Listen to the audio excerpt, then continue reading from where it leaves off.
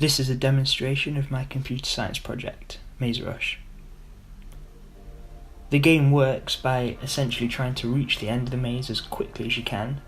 The faster you are at getting to the end of the maze, the greater your score will be. You can swipe to change direction, to move forwards, right, left, just not backwards. And the number in the top left is the distance from the end. The median score and the high scores are both 0 to begin with. Starting the game, you can see I'm presented with the first item in the circular queue that is actually the first instruction. As I move around the maze, I'm trying to get to the end, which is a randomly generated point in the maze.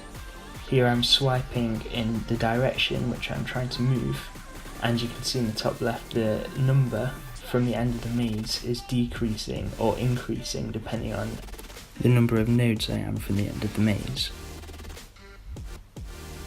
I can work out where the end is based on where I've been and what I've seen in the maze already.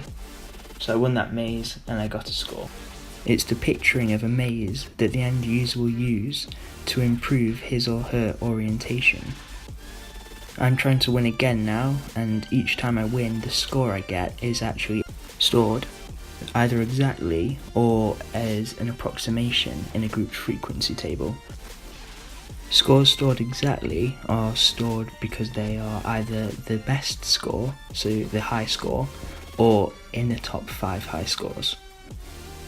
The scores calculated from the complexity of the maze, the size of the maze, and how quickly you solve the maze, which can combine to make a score which is a fair assessment of your skill.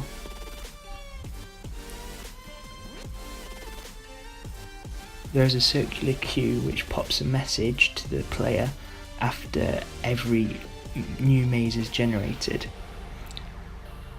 And at the end of every maze, when the player wins or loses, a new message is added to the end of the queue. Because we have won all the games so far, we'll have one specific message which shows the high score of the game back when that message was made. This helps shows improvement and progress to the player.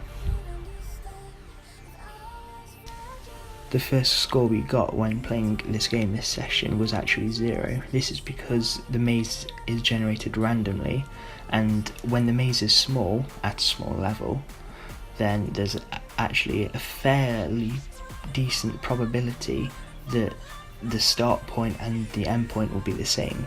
This is just a random scenario that I've preserved to keep the integrity of the game's randomness. Looking in the statistics scene, you can see a median score has been calculated along with the top 5 high scores.